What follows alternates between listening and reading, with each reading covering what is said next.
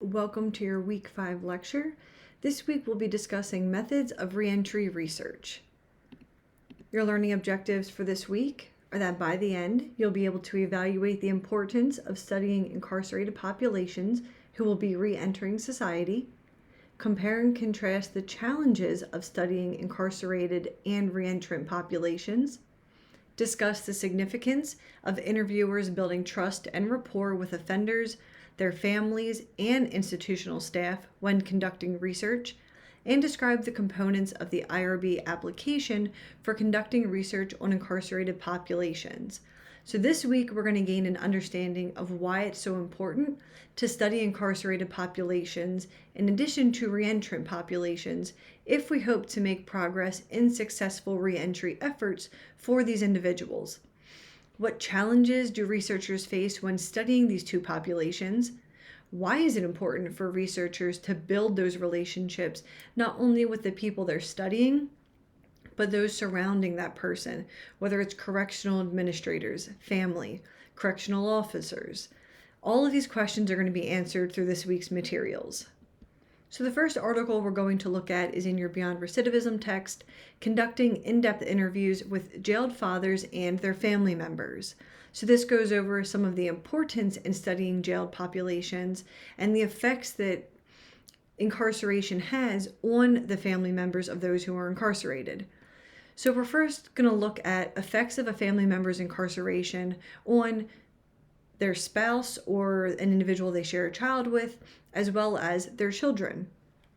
So women who share children with formerly incarcerated men tend to report a lot of obstacles and negative impacts on their relationship. These women who share children with them report employment difficulties, economic strain, and impaired relationship quality, even poor quality of a parental relationship, and then the physical and mental challenges that come along with having a child with someone who has had an incarcerated experience.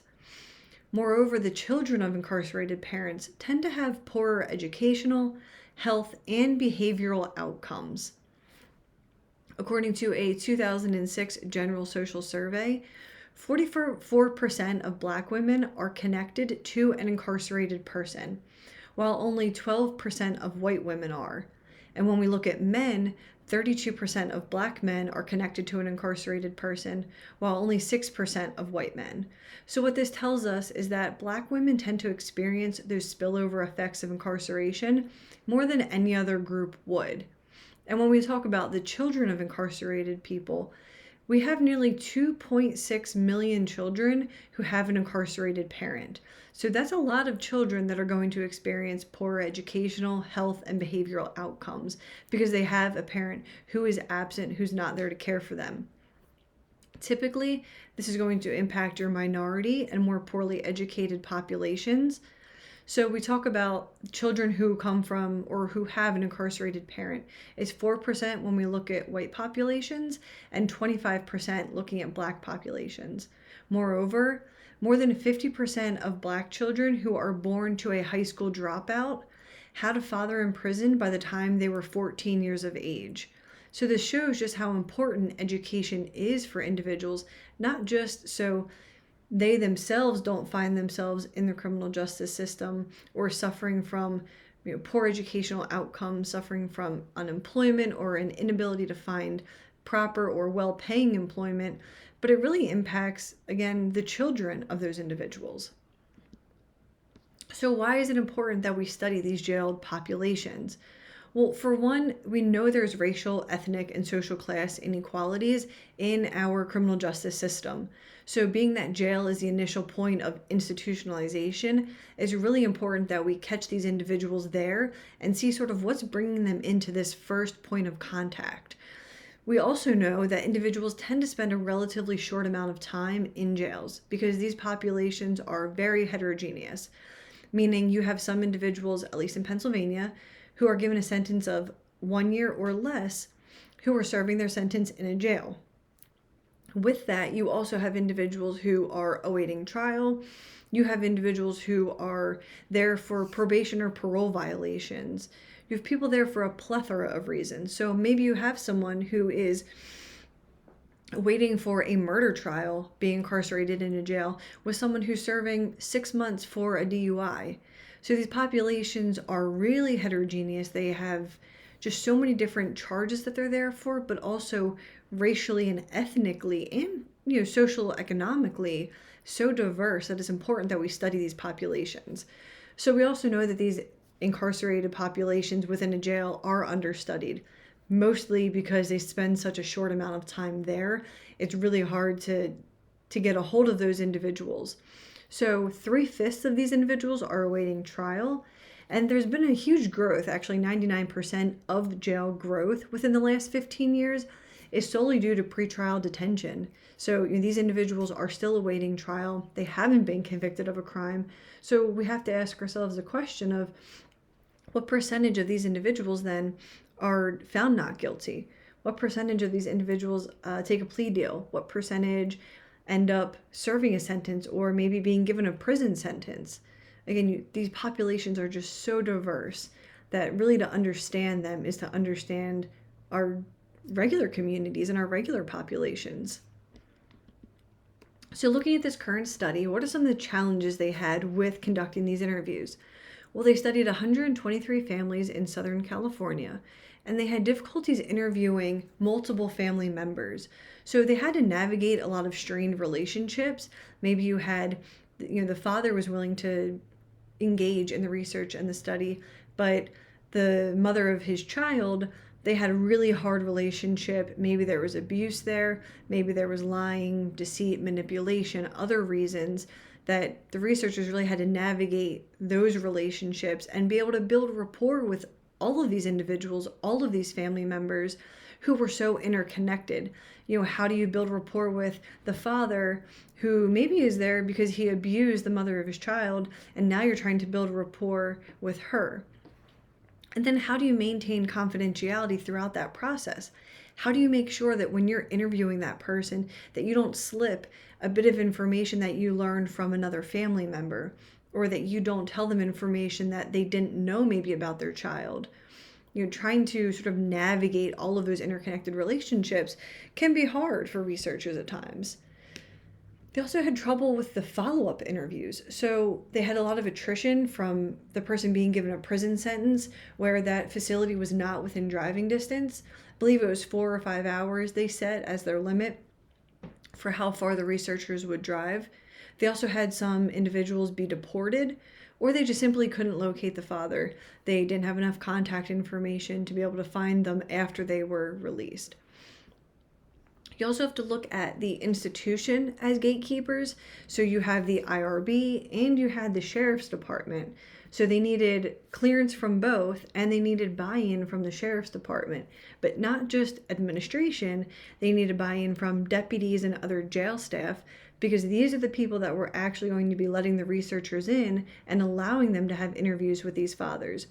Correctional officers are given some leeway in denying a person having a visit with someone in a facility. They could come up with a number of reasons why that person who was incarcerated wasn't able or wasn't permitted to have that interview or to have that contact happen.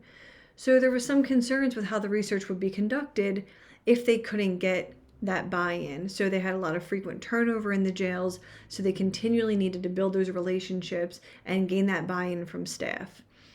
Then, while it was also typically against protocol to allow, at least the jail's protocol, to allow someone to have contact with both an inmate and those family members or those individuals connected with that inmate, because there's concerns that they could be passing messages back and forth that wouldn't be recorded, right? Because the conversations they have on the phone would be recorded. Any conversation between the inmate and someone they're connected to when they come in person would be recorded, so that information is there just in case information is passed that shouldn't be, or maybe additional crimes are being discussed. So there was concern about that, but even though it was against protocol for this jail, they allowed this to happen with these researchers for this research specifically. So going in and conducting these interviews, they had some data collection troubles because they were not allowed to use recorders to record the interviews. So what they had to do was use 2 researchers who would take copious notes. Well, one would conduct the interview, one would take as many notes as they could possibly take. And then afterwards, they would use a recorder to transcribe as much as they could possibly remember. But this unfortunately made the data collection process take 3 times as long. It was time consuming, and there's a possibility that some information was lost with this process, or maybe some information was even misunderstood or misinterpreted doing it this way. So they were also only allowed to have so much time for one interview in one sitting. Therefore, some of the interviews took a few days to complete. What is great, though, is that the jail staff did permit the researchers to come back in time and time again to make sure that they were able to conduct the full interview with these individuals. And then we talked about institutional gatekeepers. We also had the fathers as gatekeepers because they're the initial point of contact. So the father is determining which family members could be interviewed, whose information they would give out. And at times, the researchers had to use those family members to contact other individuals, so they would reduce the number of contacts they had to have with the father in the jail, because the sheriff's department obviously didn't want the researchers coming in more than they had to, interrupting things in the flow of the day.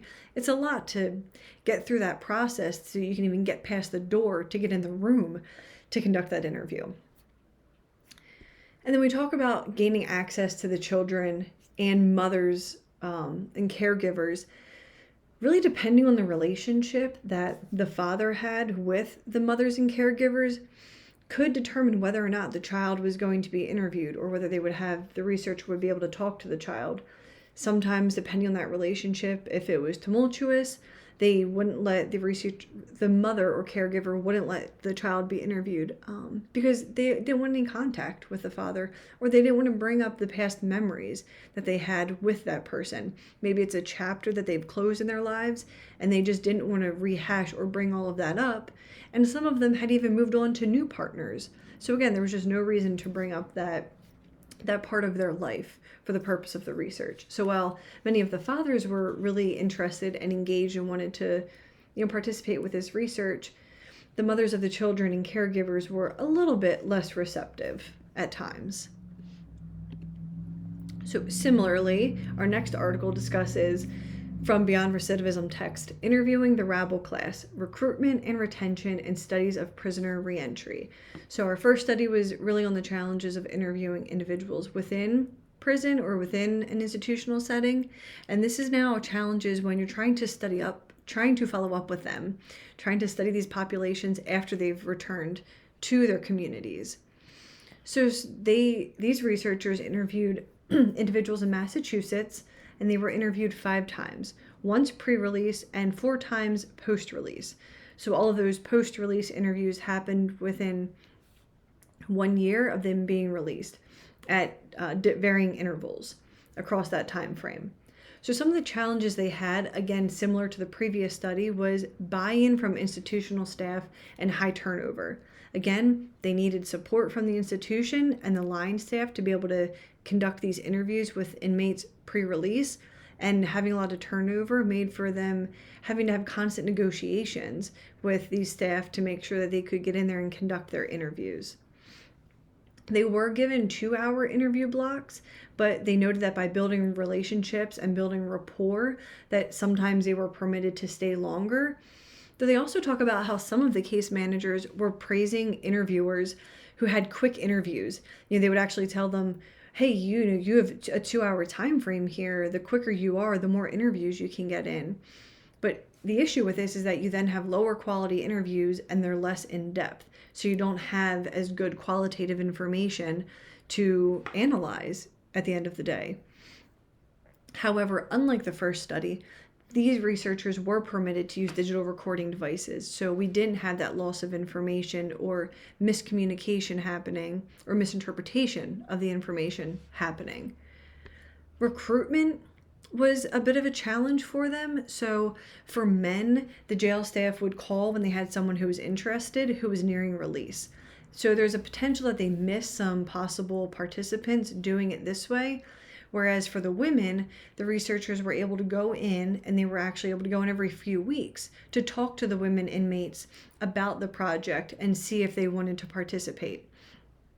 Knowing that it took these researchers 17 months to do these interviews with just 100 people, when nearly 2,000 were released during this time, tells you that some participants were probably missed.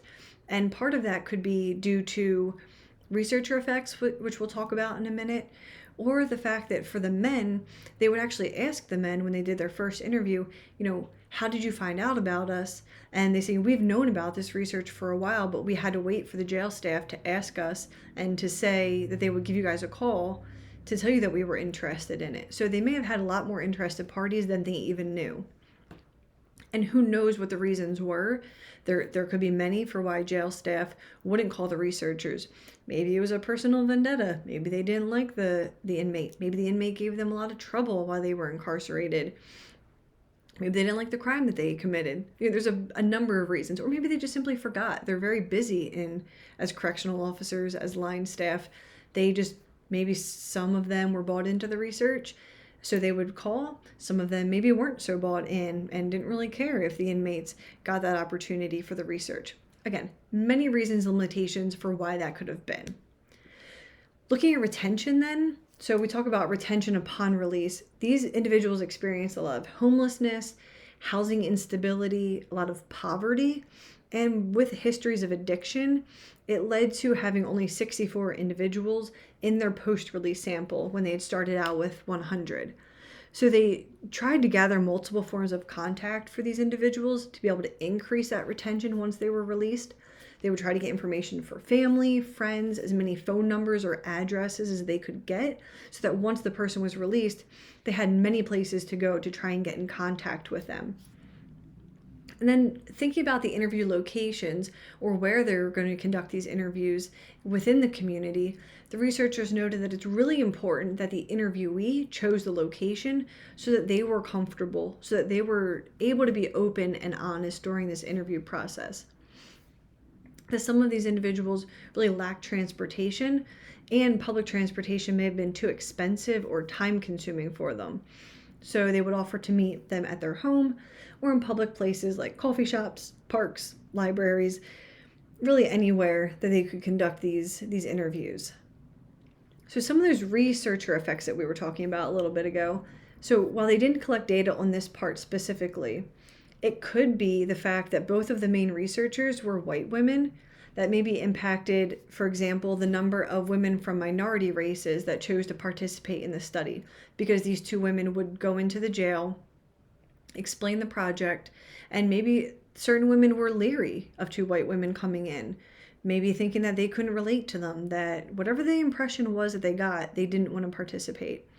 For the men, on the other hand, they didn't know who the researcher was or interviewer was, because it was the jail staff that would set it up. So that most likely didn't have an impact for the men on why they would choose or not choose to participate in the research.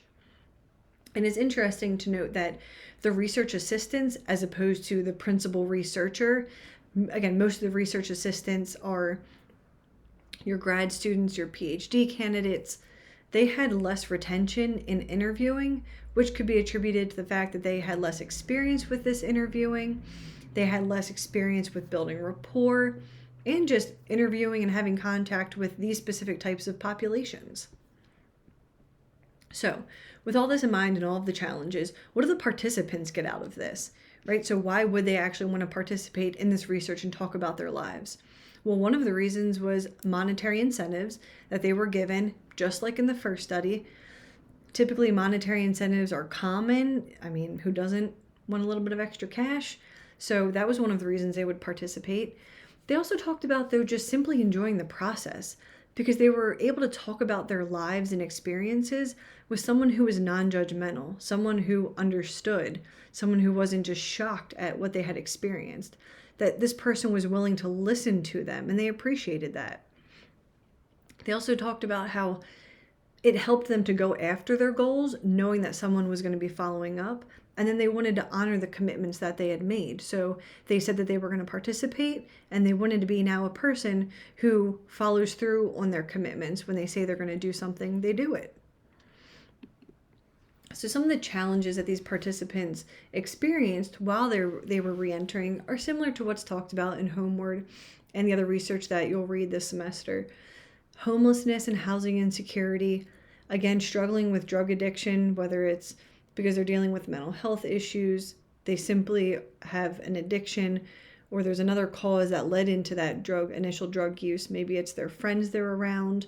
They didn't have the ability to get into outpatient treatment initially when they were released. A lot of them were living in poverty, so really low incomes. They don't have those well-paying jobs that are going to give them a sense of purpose and meaning, but they're also not going to give them the monetary, economic status that they need to get out of that poverty.